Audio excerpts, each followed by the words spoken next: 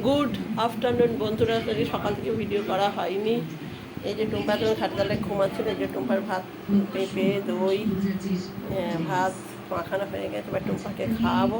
টুম্পাকে খাটতলায় ঘুম থেকে উঠে এসে এই যে বারান্দার পাশে যেখানেই খাওয়াবো, এই যে বসে আছে, এখানেই খাওয়াবো।